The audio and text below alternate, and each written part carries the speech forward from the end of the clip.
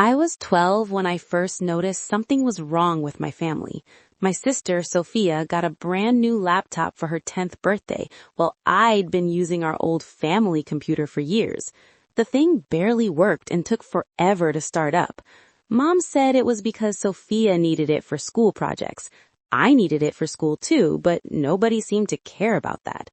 I remember sitting at the dinner table that night, watching Sophia open box after box of gifts. There were clothes, books, games, and even a new phone. I got a used book from the thrift store and a card with $20 inside. Dad patted my shoulder and said I was getting too old for big celebrations anyway. I wasn't even a teenager yet. That night, I cried into my pillow and promised myself I'd never ask them for anything again. It was a promise I'd keep for far too long. Looking back now, I can see that was the moment I started feeling invisible in my own family. By the time I turned 16, I had my first real job at a local grocery store. I worked every weekend and some evenings after school, bagging groceries and stocking shelves. The money wasn't much, but it helped me buy my own clothes and school supplies. Sophia never worked a day in her teenage years. She didn't need to because Mom and Dad gave her everything she wanted. When she turned 14, they threw her a huge party at an expensive restaurant downtown. They invited all her friends and spent over $2,000 on the event. There was a DJ, a professional photographer, and a cake that looked like it came from a wedding. For my 16th birthday, we had cake at home with just the four of us. I didn't complain because I'd learned that complaining only made things worse. Instead, I focused on saving my money and planning for my future. I opened a savings account and put away whatever I could spare. High school graduation was supposed to be a proud moment for both of us. I graduated with honors and had worked so hard to get good grades while juggling my job. Sophia barely passed her classes, but you wouldn't know it from how our parents acted. They threw her a massive graduation party and gave her a brand new car as a gift. It was a shiny red sedan that cost nearly $30,000. I stood in the driveway watching her drive away in it, keys to nothing in my own pocket. When I asked Dad about college, he sighed and said they'd already spent so much on Sophia's car that they couldn't help me much. They gave me $500 and told me to apply for loans and scholarships. I took the bus to community college, while Sophia drove to a fancy university 2 hours away. Her tuition was $40,000 per year, and they paid it without question. Community college wasn't what I dreamed of, but I made it work. I took extra shifts at the grocery store and added a weekend job at a coffee shop downtown. Between work and classes, I barely slept. My body ached constantly, and I survived on cheap ramen and whatever free food I could get from work. Meanwhile, Sophia posted pictures on social media from her dorm room, showing off her new furniture and decorations. Mom and Dad had fully furnished her space with expensive items and gave her a monthly allowance of $2,000 for expenses. When I called home asking if they could help with my textbooks, which cost $300, Mom said money was tight right now. That same week, Sophia posted photos of a shopping spree with bags from expensive stores. The brands alone probably cost more than my textbooks. I stopped calling home for help after that conversation. I graduated from community college with my associate's degree when I was 20 years old. It took me an extra year because I could only afford part-time classes while working full-time hours. I was exhausted, but proud of myself for finishing without drowning in debt. I managed to keep my student loans under $15,000 by working constantly and living as cheaply as possible. Sophia was still at her university, now in her third year of a 4-year program that our parents were fully funding. Her tuition alone was $40,000 per year, not counting her living expenses and allowance. I did the math once and nearly threw up. They'd spent over $120,000 on her education while giving me $500 total. The unfairness of it burned in my chest every single day. But I kept pushing forward because that's all I knew how to do. I was 22 and I finally saved enough money to move into my own apartment. It was a tiny studio in a rough neighborhood, but it was mine and I was proud of it. The rent was $800 a month, which was almost half my income from my 2 jobs. I furnished it with items from thrift stores and stuff I found on the curb on trash days. My mattress was on the floor and I ate meals sitting on my only chair at a wobbly table. But I was free from my parents' house and their constant reminders that Sophia was the golden child. Around this time, Sophia dropped out of college in her 3rd year. She'd met a guy named Tyler who was 35 and wealthy from some investment business. Mom and Dad were upset about the dropped classes, but they never asked her to pay them back for the wasted tuition. That would have been over $80,000 down the drain. Tyler owned some kind of investment company and drove a car that costs more than most people's houses. It was one of those luxury sports cars that you only see in movies. Sophia moved into his luxury apartment downtown, and suddenly her social media was filled with photos of designer handbags, expensive restaurants, and tropical vacations. She didn't work or go to school anymore. She just lived off Tyler's money and whatever our parents still gave her. Yes, even while dating a millionaire, Mom and Dad still sent her $2,000 every month. They called it her allowance, as if she were still a child who needed pocket money. I was working 2 jobs at this point, barely making ends meet in my tiny studio, and they were sending her vacation money. It made me so angry I could barely breathe when I thought about it. The injustice felt like a weight on my chest that never went away. Family dinners became absolute torture during this time. Sophia always chose expensive restaurants where the cheapest meal cost $50 or more. I'd order the smallest thing on the menu and water while everyone else got appetizers, expensive entrees, and wine. Mom would always comment on my choices, asking why I wasn't eating more or why I never ordered drinks. Because I can't afford it, I wanted to scream at her, but I never did. I just smiled and said I wasn't very hungry or I was trying to eat lighter. Sophia would talk endlessly about her latest vacation or shopping trip, while I sat there in my work clothes, exhausted from my double shift that day. Our parents hung on her every word like she was describing something amazing instead of just wasting money. Nobody ever asked about my life or my struggles or my dreams. I was invisible unless they needed someone to compare Sophia to make her look even better. The breaking point came when my car broke down on the highway. I'd bought an old used car for $3,000, and it had finally given up after 5 years of hard use. The mechanic said the repair would cost $500, which I didn't have because I'd just paid rent and bills for the month. I swallowed my pride and called Dad, asking if I could borrow the money. I promised to pay him back within 2 months, maybe even sooner. He sighed deeply and said they couldn't help because money was really tight right now with everything going on. I felt like I'd been punched in the stomach. I thanked him quietly and hung up, fighting back tears. 3 days later, Sophia posted a photo of a designer handbag our parents had bought her for no reason at all. The price tag was visible in the reflection of a mirror behind her. $3,000 for a bag. I cried for hours that night, alone in my apartment. I took the bus for 3 months while I slowly saved up for the car repair. Every day I watched Sophia's social media posts showing her luxury life while I stood at bus stops in the rain and cold. She posted about a weekend trip to Paris that Tyler had surprised her with, complete with photos from the Eiffel Tower. She posted about a new wardrobe worth thousands of dollars that she'd bought in one afternoon. She posted about spa days and fancy brunches and wine tastings. And I posted nothing because my life was work, bus rides, cheap meals, and a tiny apartment with a mattress on the floor. I wasn't jealous of the material things she had. I was angry about the unfairness of it all. Our parents had the money to help me with a simple car repair. They just chose not to. They'd rather fund Sophia's luxury lifestyle than help me fix my car so I could get to work safely and reliably.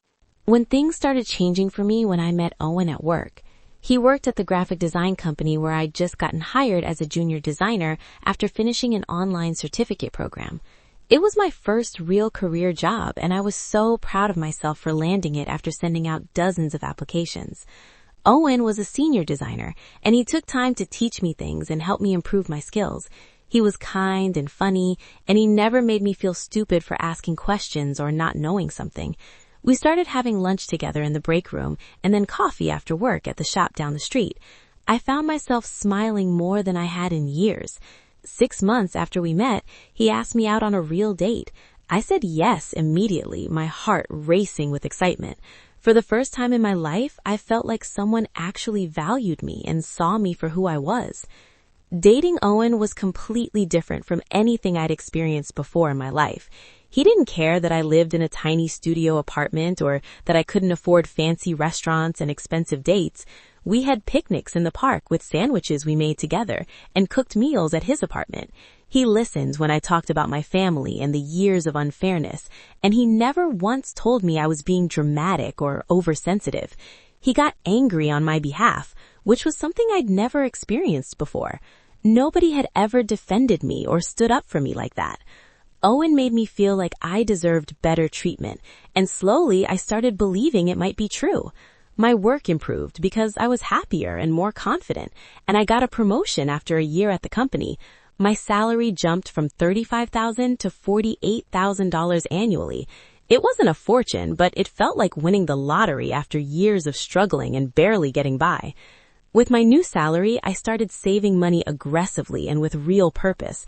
I wanted an emergency fund so I'd never have to beg my parents for help again. I put away $500 every month, living as cheaply as I'd always done, and resisting the urge to upgrade my lifestyle. Over 2 years, I saved $8,000. It sat in my savings account like a safety net, and for the first time in my adult life, I felt financially secure. I also moved to a better apartment, a 1-bedroom place in a safer neighborhood with actual furniture.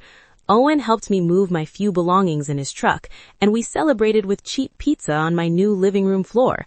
I was 26 years old and finally felt like I was building a real life for myself. Meanwhile, Sophia was still living her luxury lifestyle with Tyler, posting endless photos of wealth and excess that seemed more ridiculous with each passing day. Owen proposed on a random Tuesday evening while we were cooking dinner together. We were at his apartment making pasta when he just stopped stirring the pot and pulled out a ring from his pocket. It wasn't a huge diamond because we were both saving money for our future together, but it was perfect and beautiful. I said yes before he even finished asking the question. We decided on a small wedding because neither of us wanted to start our marriage buried in debt like so many couples do. We'd save up for a year and then have a simple ceremony with close friends and family. When I told my parents about the engagement, Mom's first question was whether Sophia would be the maid of honor. Not congratulations, not excitement for my happiness, just immediate concern about Sophia's role in my wedding. I said I hadn't decided yet. Dad offered to contribute $500 to the wedding, the exact same amount they'd given me for college years ago. That same month, Sophia's boyfriend Tyler bought her a new car worth $40,000. Everything in my life changed on a Wednesday afternoon in late summer. Mom called me at work, which she rarely did unless something was wrong. Her voice sounded stressed and tired in a way I'd never heard before. She told me that Tyler had broken up with Sophia after 3 years together. Apparently, he'd caught her spending ridiculous amounts of his money without permission and had suspected she was cheating on him with someone she'd met at a club. He'd kicked her out of the apartment with only a week's notice to find somewhere else to live. Sophia had moved back home with our parents, and Mom said she was absolutely devastated and crying constantly. I felt a strange mixture of sympathy and satisfaction wash over me. Part of me felt bad that my sister was hurting and going through a breakup, but another part thought she'd finally face real consequences for her entitled behavior. I had no idea how much this breakup would affect my own life in the coming months. Over the next few weeks, Mom called me constantly with updates about Sophia's situation. She'd burned through her personal savings in less than 3 months trying to maintain her expensive lifestyle. The luxury apartment she'd rented after leaving Tyler's place was costing her $4,000 a month, and she couldn't afford it without his money. She'd bought new furniture and clothes on credit cards, racking up $20,000 in debt in just a few weeks.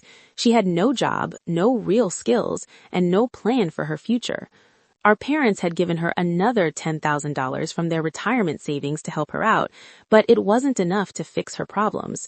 Mom's voice cracked when she told me they were draining their retirement account to keep Sophia afloat. I felt angry listening to this story. They'd created this monster by never teaching her responsibility, and now they were surprised she couldn't take care of herself like an adult. The calls from Mom became more desperate as weeks passed. She told me that they'd finally cut Sophia off completely because their savings account had hit zero. Dad's retirement account that was supposed to have $200,000 now had less than $50,000 left. They'd given Sophia over $150,000 in just the past 3 months alone, not counting all the years of allowances and financial support before that. I couldn't even comprehend that amount of money. That was more than I'd earned in my entire working life since I was 16 years old. Sophia's luxury apartment lease was ending soon, and she couldn't pay for another month. Her car had been repossessed because she'd missed 3 payments in a row. She had nowhere to go and no money to get there. Then Mom said the words I'd been dreading since this whole situation started. Maybe Sophia could stay with you for a little while, just until she gets back on her feet and finds a job. I told Mom I needed to think about it and talk to Owen first. When I hung up, my hands were shaking with anger and anxiety. Owen came home from work that evening and found me sitting on the couch, staring at nothing. I explained the entire situation to him, and he listened quietly without interrupting. When I finished talking, he said it was ultimately my decision, but reminded me that Sophia had never helped me when I was struggling for years. He pointed out that my apartment was small and we were actively saving money for our wedding. He also said that Sophia was an adult who needed to face the consequences of her own choices and actions.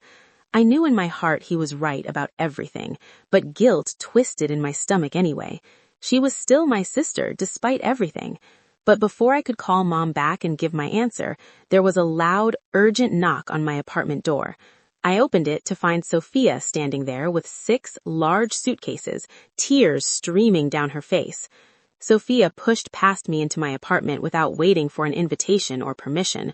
Her face was red and puffy from crying, and her expensive designer clothes looked wrinkled and dirty.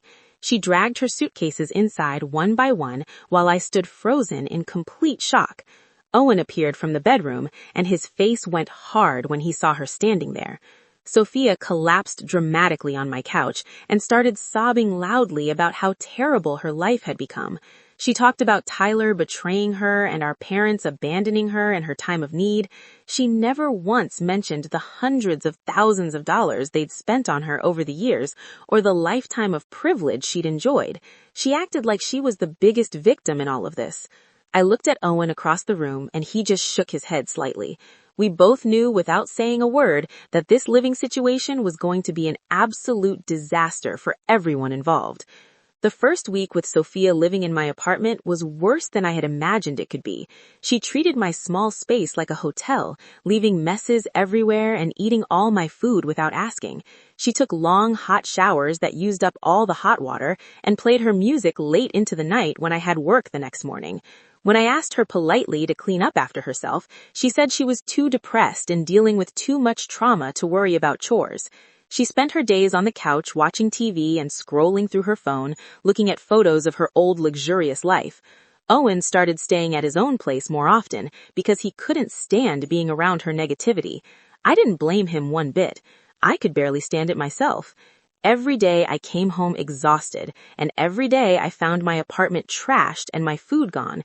Sophia contributed absolutely nothing to bills, groceries, or rent. She acted like I owed her this help after everything. I tried talking to Sophia seriously about getting a job to support herself. I showed her listings for retail positions and entry-level office work that were hiring immediately. She looked at me like I'd suggested she eat garbage from a dumpster.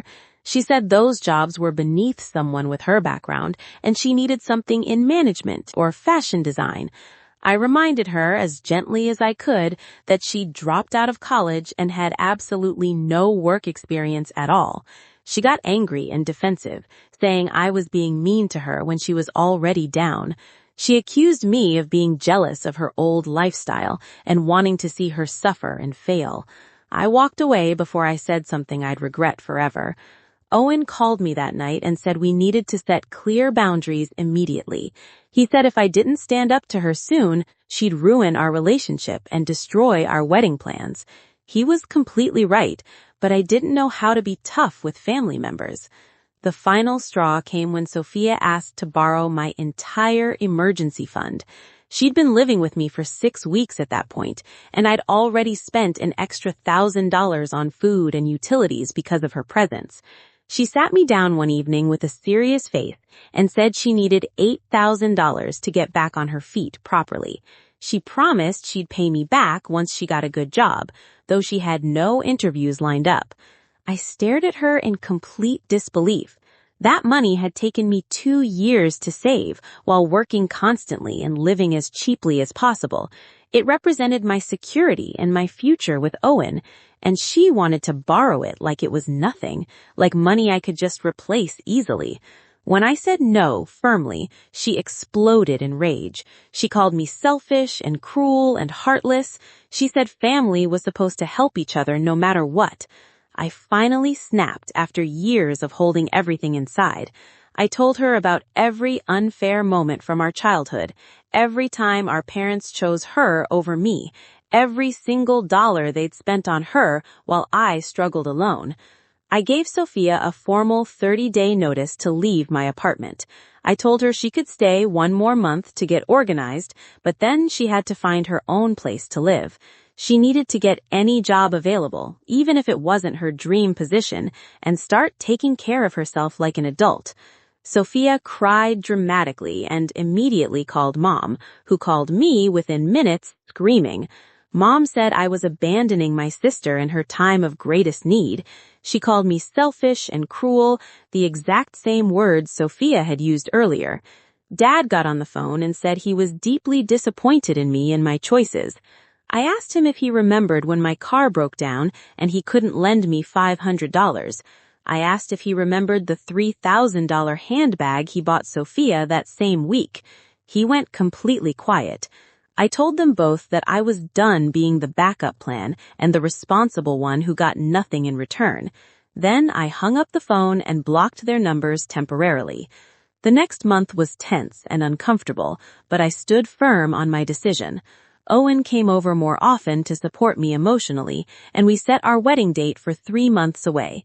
Sophia eventually got a job at a retail store in the mall and found a roommate situation in a cheaper part of town.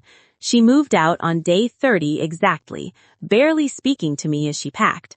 Mom and Dad didn't call for several weeks after that conversation. When they finally did reach out, it was to guilt-trip me about breaking up the family. I told them calmly that the family had been broken for a long time. They just hadn't noticed because I was the one who'd been broken by their favoritism. I stopped going to family dinners where everyone criticized my choices. Owen and I focused completely on our wedding plans and our future together. I felt lighter than I had in years, like I'd finally put down a heavy weight I'd been carrying since childhood. My life was finally my own. My wedding day was small, simple, and absolutely beautiful. We had 30 guests at a simple venue with homemade decorations and a buffet-style dinner.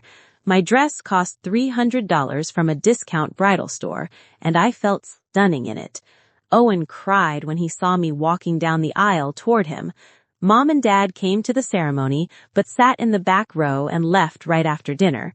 Sophia didn't come at all, saying she had to work that day. Some of my coworkers and friends told me it was the most genuine, loving wedding they'd ever attended. There was no expensive drama or family tension, just 2 people promising to build a life together. As Owen and I danced our first dance, I realized I was finally free from everything that had held me back. Free from trying to earn love from people who'd never value me the way I deserved. Free from comparing myself to Sophia constantly. Free to build the life I deserved with someone who truly loved me. My parents had funded my sister's luxury life while I struggled for years, and then she'd shown up at my door completely broke. But in the end, I'd won because I'd built something real and lasting, and that was worth more than all their money combined.